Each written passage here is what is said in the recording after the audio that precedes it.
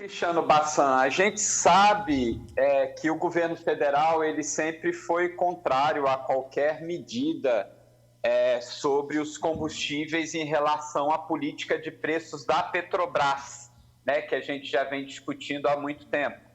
E atualmente também a gente sabe que a base de arrecadação dos estados brasileiros ele vem do ICMS sobre principalmente o combustível e a energia elétrica. Isso já acontece há muitos anos. Então, teria que haver gradativamente uma substituição de tributos, ou seja, para haver uma redução do ICMS sobre combustível e sobre a energia elétrica, isso teria que ser feito de forma escalonada, ano após ano. E aí vem agora uma proposta que é bastante estranha por ser em ano eleitoral, ou seja, a discussão já está em tela há muito tempo e agora, a menos de 4 meses das eleições, o governo pretende subsidiar a gasolina, subsidiar o óleo diesel, coisa que Paulo Guedes, o ministro da Economia, sempre foi contra. Qual seria a ideia inicial? Primeiro, tem uma PEC que está tramitando para que a gente possa cobrar de ICMS pelos estados até 17%. Ou seja, alguns estados brasileiros ele tem um ICMS superior a 17% sobre os combustíveis. No caso de Pernambuco, o óleo diesel já está nessa faixa. Ou seja, não haveria redução caso essa PEC passasse. A gasolina teria uma redução porque o estado de Pernambuco ele cobra acima de 17%, assim como a maioria dos estados. Porém, a proposta maior além dessa limitação, os estados reduziriam o ICMS até zerá-lo e o governo federal transferiria esse valor para os estados em forma de subsídio. E também o governo tiraria o PIS/COFINS da gasolina, que é um tributo federal, né, que hoje deve estar aí aproximadamente em torno de 60 centavos. Ou seja, para a gente resumir a ideia, o governo retiraria o tributo que ele cobra, que é o PIS e COFINS, que ele nunca falou em retirar, que o ministro da Economia sempre foi radicalmente contra. Os estados retirariam o tributo e o governo federal repassaria essa verba para os estados. Com qual dinheiro a gente não sabe, porque isso furaria o teto dos gastos. Ou seja, é uma atitude aparentemente desesperada do governo federal para conseguir reduzir no curto prazo o preço do combustível em ano eleitoral. Então, é uma medida muito estranha essa medida do governo federal. Claro, se acontecer, beneficia os consumidores, mas a que preço, né, que isso seria feito? Essa que é a nossa grande dúvida, Cristiano. Ô professor, sobre essa questão do ICMS, que é sempre o governo sempre utiliza isso como argumento para dizer o combustível aumenta porque os governos não baixam o ICMS. Só que houve uma proposta do congelamento e mesmo assim o combustível continuou aumentando. Isso é uma prova de que o problema desses aumentos constantes não tem nada a ver com o ICMS? Cristiano, não tem nada a ver com o ICMS. O que acontece é que, obviamente, o ICMS ele é um imposto que ele é cobrado dos combustíveis. E aí o que acontece? Anteriormente, esse imposto ele era progressivo. Quanto mais caro, quanto mais aumentava a gasolina, mais aumentava o ICMS, porque ele era cobrado de forma percentual. Então, vamos supor que fosse a gasolina R$ 5,00 e o ICMS fosse de 20%. Então, seria de R$ 1,00 o ICMS. Se a gasolina aumentasse para R$ 7,50, o ICMS aumentaria para R$ 1,50. Mas aí, a partir do momento que houve esse congelamento, houve uma taxa única, o combustível continua aumentando por causa dos aumentos de preço feitos pela Petrobras.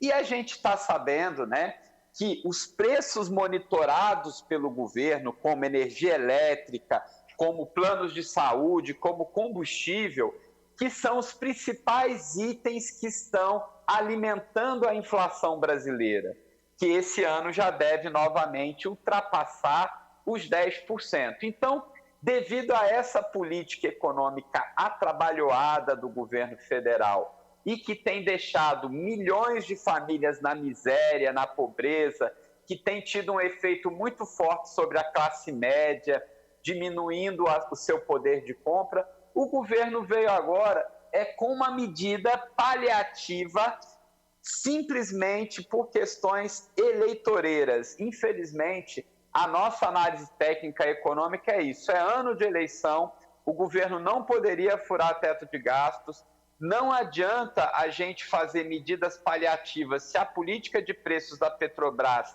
não tiver uma mudança, se o governo não fizer uma intervenção extremamente dura e severa na Petrobras, a gente vai continuar tendo combustível caro. Pode ser que esse ano, devido a essas medidas paliativas, ele possa baixar, mas isso não vai acontecer no futuro, porque é só uma medida para esse ano, é uma medida emergencial, imediatista, fora de propósito e fora de hora. Não são os estados que encarecem o combustível, não são os estados brasileiros responsáveis pelos esses aumentos sucessivos no combustível, e sim a política de preços da Petrobras e a falta de liderança e intervenção tanto do presidente Bolsonaro como do seu principal assessor para esses assuntos, que é o ministro da Economia, Paulo Guedes. O professor Sandro Prado,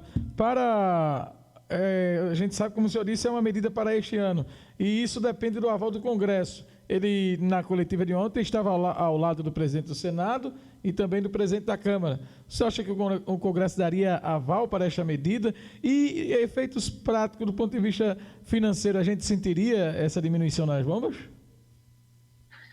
Cristiano, uma medida populista como essa em ano eleitoral, qualquer deputado ou qualquer senador da base do governo, principalmente do Centrão ou dos partidos de centro-direita, que votarem contra essa medida, eles vão estar perdendo eleitores, vão estar perdendo votos, porque toda medida populista vai ser alardeado de que forma?